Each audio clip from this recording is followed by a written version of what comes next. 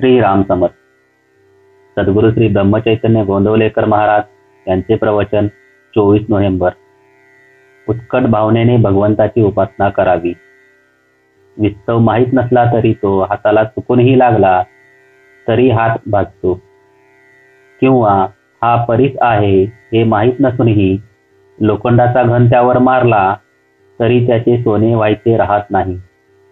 त्याप्रमाणे ज्ञानाशिवाय नुसते भक्तीने जरी भगवंताकडे गेले तरी काम होते, परंतु दुसऱ्या विषयांची आसक्ती जोवर आपल्याला सुटत नाही तोवर मनापासूनची भगवत भक्ती होत नाही.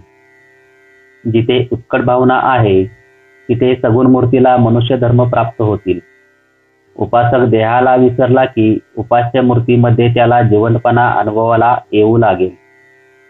शिवाय जे इतर लोक थोडे तन्मय झाले आहेत त्यांना देखील ते अनुभवाला येईल, परंतु उपासकाची किंवा भक्ताची भावना नेहमी तितकी उत्कट राहीलच असा नेम नाही.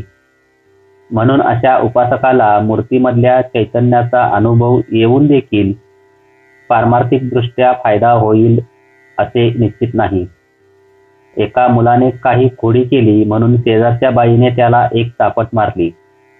त्याबरोबर त्या मुलाने मोठे भोकाड पसरले आणि त्या बाईला शिव्या दिल्या. ते ऐकून त्याची आई बाहेर आली आणि तिने त्याला चांगलाच झोडपला. परंतु आईच्या हातचा इतका मार खाऊन सुद्धा तो मुलगा फार ओरडला नाही आणि त्याने आईला उलट शिव्या पण दिल्या नाहीत. हे जसे खरे त्याप्रमाणे आपल्यावर येणारी संकटे ही भगवंताने आणली आहेत अशी निष्ठा असेल तर आपल्याला त्यांचा त्रास होईल, पण त्यांनी आपली शांती बिघडणार नाही. भगवंताचा विसर आपल्याला पडला की आपली शांती बिघडते. ज्या दाताने सिंह मोठाले प्राणी मारतो त्याच दाताने तो आपल्या पिलांना इजा न करता उचलतो, हे लक्षात असू द्यावे. आपण निपक्षपाती बुद्धीने विचार केला तर भगवंताचा मार्ग आपल्याला सापडेल. भगवंत हा सर्वांना साध्य आहे, फक्त काही न करणाऱ्याला तो साध्य नाही. आपल्याला जेवढे समजले तेवढे आपण आधी करावे, मग पुढील माहिती आपोआप मिळते. त्यामध्ये समाधान असावे. उगीच जास्त चिकित्सा करणे हे मीपणाचे आणि देहबुद्धीचे लक्षण आहे.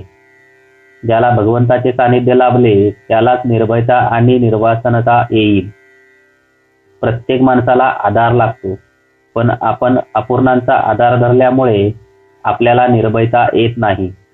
यासाठी भगवंताचा आधार धरावा, बुद्धीने निश्चय करावा आणि मन भगवंताकडे लावावे की इंद्रिये तिकडे बळजबरीने जातीलच. राम उपाधिरहित आणि त्याचे नामही उपाधिरहित आहे.